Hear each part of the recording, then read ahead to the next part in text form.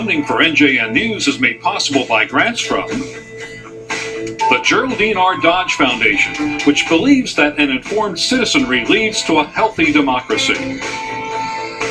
PSE&G, committed to serving customers, strengthening the business community, and investing in New Jersey's future.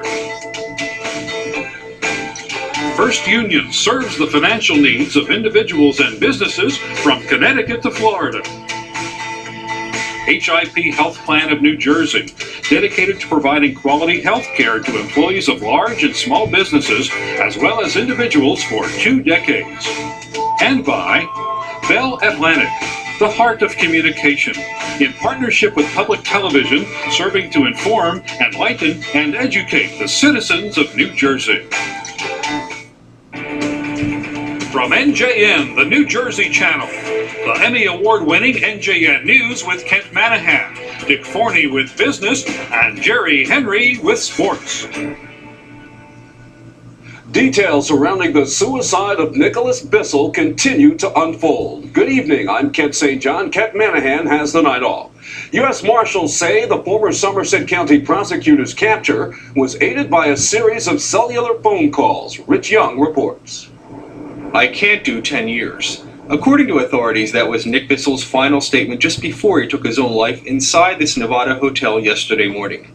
The U.S. Marshal said today Bissell was traced to the hotel after the former prosecutor made several calls from his cellular phone to New Jersey.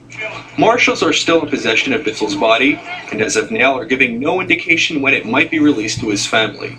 It's still hard for many to understand why a county prosecutor, a leading law enforcement officer, would also lead a life of theft and deception.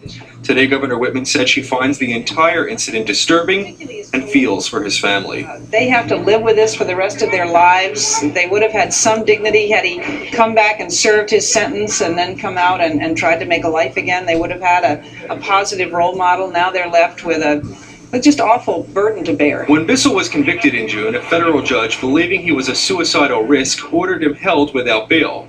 But a subsequent psychological examination disagreed with the judge's assumption. In a court-ordered assessment, federal psychologist Martin Salamick wrote, he stated that his religious beliefs would prevent him from ever acting out against himself, and that his love and concern for his family would also stop him from inflicting any type of self-harm.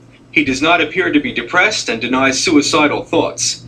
Based on that evaluation, Bissell was granted bail. A spokesman for Salamick today said he would not comment on the assessment. UMD-MJ forensic psychiatrist Stephen Semrig, however, said while he was not surprised by Bissell's suicide, he does not find fault with federal evaluations. The problem is not the psychologist who saw him. The problem is not the federal justice system. The problem is that someone as arrogant as Nick Bissell was allowed to operate with that kind of unbridled power for so many years. Well, the U.S. Attorney says she also has confidence in federal psychological evaluations. Faith Hochberg says she's not going to indict an entire profession because of one incident.